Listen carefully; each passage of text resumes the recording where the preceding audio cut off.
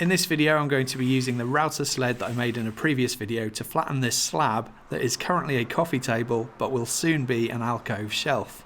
First though, I'll cover what equipment I'll be using.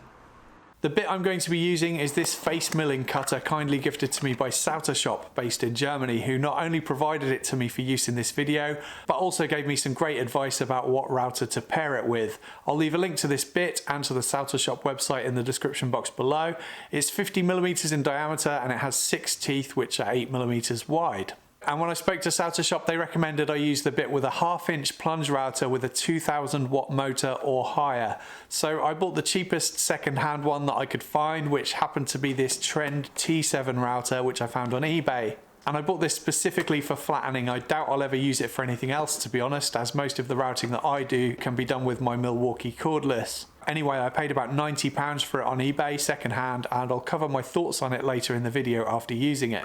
The router bit I'll be using has a 12mm shank, but the router comes with a 1/2 inch collet which is 12.7mm, so I also needed to buy a new 12mm collet for the router. First I needed to remove the legs from the table, and that turned out to be easier said than done. I just could not get them out for some reason.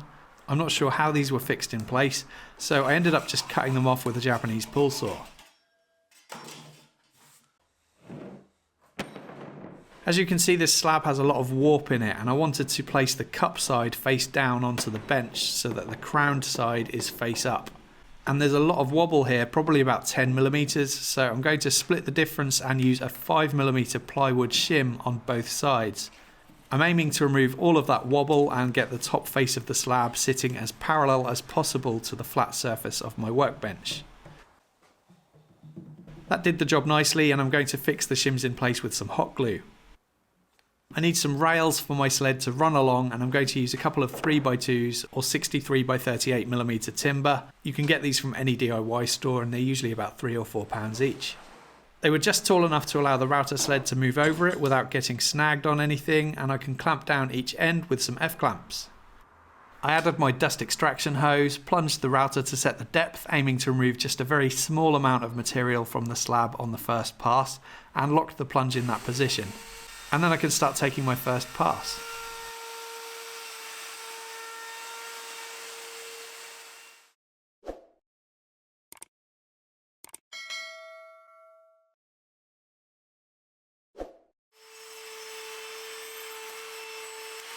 That went really well. You can see here that there are still some low spots, so I'll need to take another pass. And I can use the turrets and depth stop on the router to lower the bit by a couple of millimeters each time.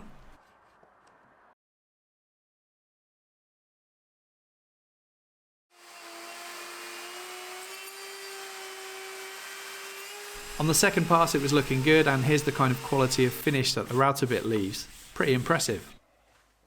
So this is my first experience flattening with a router, and I've already learned a lot, so before I carry on I thought I should tell you about my experience so far. First, it's really important to tighten up the bit and the collet nice and tight, because on my second pass I noticed that the router bit had slipped slightly, which caused a bit of a gouge in the material. But it's not a big problem, as I needed to make a third pass anyway to get it totally flat, so it'll be fine. Secondly, you really want to remove a small amount each time. I reckon about 2mm of thickness at the most. Any more than that and the bit starts to kind of chatter and vibrate the router a little. In fact, I think that's probably what might have caused the router bit to work its way loose in the first place. Thirdly, hooking up a dust extractor is pointless, or at least it is with the combination of router and router bit that I'm using. I don't think it even caught any of the fine dust, let alone the chips, and absolutely everything in the workshop is now completely covered in dust and chips. So very important to wear a respirator, and I have a lot of cleaning up to do after this. Fourthly, this router takes ages to spin down when you turn it off. And I wonder why they don't put a brake in tools like these. My Milwaukee routers stop almost instantly, which is obviously a lot safer. And my final observation is that this process is a lot quicker and easier than I expected it to be. I've flattened slabs before using an electric planer and a hand plane when I made a coffee table, and it took me a day and a half just to flatten a similarly sized slab to this one, and that was much more hard work than this is. So far it took me less than a couple of hours to make the sled and only about an hour to flatten one side, so it's very quick and very easy to do. Now I can flip it over and work on the other side, but I needed to lower my rails to get the depth of cut that I need, so I first flipped the 3x2s over 90 degrees, but then I found that they were slightly too low, so I'm just going to use some 5mm shims underneath. These are glazing packers, just to lift them up a bit off the workbench. On the first and second passes I only removed a small high spot on one side of the slab, but the third pass really started to clean it up well, apart from one small area at the very end.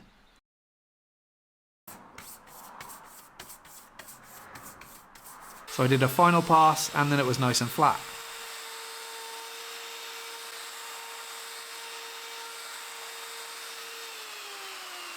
And then the cleanup operation could begin.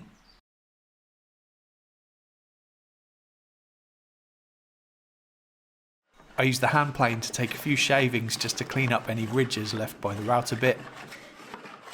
And then I began sanding, first at 60 grit with the random orbit sander, and sanding away the marker lines just helps me to see that I've sanded the whole area thoroughly and completely.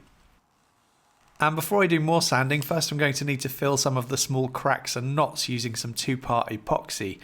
I mixed in a bit of dark fine sawdust and then a little bit of wood dye to darken it even more. And then I can add it to the cracks, and I started with what will be the bottom of the shelf so that I can test it out before doing the same to the top face, which will be on show. I like to put masking tape over the epoxy because I can squeeze out any air bubbles, smooth it all over, and once it's cured I can just peel it away.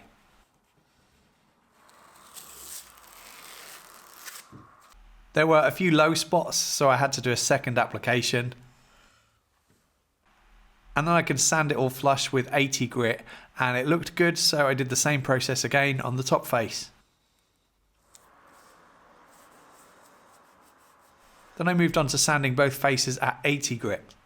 The client sent me a diagram of what size he wanted the shelf cut to, as it needs to fit inside an alcove, so here I'm trying to figure out what parts of the board with the most character I can retain and what areas will be cut away. I started by cutting the back edge with the track saw, and I can then use a speed square to cut the ends at 90 degrees to the back edge.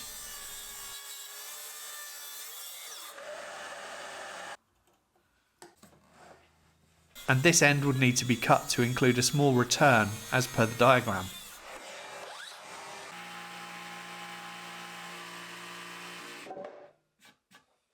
And then I did the final sanding at 100 followed by 120 grit. I did all the live edge sanding by hand with some 80 grit, just aiming to remove all of the shiny bits to make sure that I'd cleaned away all of the old finish, and I'm also easing over the edges just so that they were not so sharp. For finish I used hard wax oil, and I'm applying it as thinly as possible with a green scouring pad. And then I clean away any excess with a clean cotton cloth and leave it to cure overnight. I don't know what species of wood this is, but if anybody knows, please leave a message down below in the comments. The next day I applied a second coat, and once that was cured, that left a really nice smooth matte finish. I think it looks great. It has so much character, this piece of wood. This is going to be sent off to Oxfordshire, which is miles away from me, so I won't be fitting the shelf myself. Hopefully it'll fit nicely though, but having fitted a few alcove shelves in the past, I should imagine it'll need to be scribed in depending on how square and true the walls are. Hopefully I'll be able to get a picture of it once it's fitted, and I'll make sure to post that on my Instagram and Facebook pages in future if you want to check them out. There are links down below. I'm really glad to now have a good setup for flattening slabs, as I have a lot of slabs to flatten in future. This particular project was a favour for a friend and patron of the channel, Jack of All Trades, who helped me out a few years back, so it's nice to be able to return the favour. Thanks Jack if you're watching. Please subscribe to my channel for more weekly woodworking videos. If you'd like to help support the channel and get exclusive content, early access to my videos, free project plans and cut lists, and a name credit at the end of my videos, you can find links to my YouTube channel membership and Patreon page in the description box below. Thank you for watching.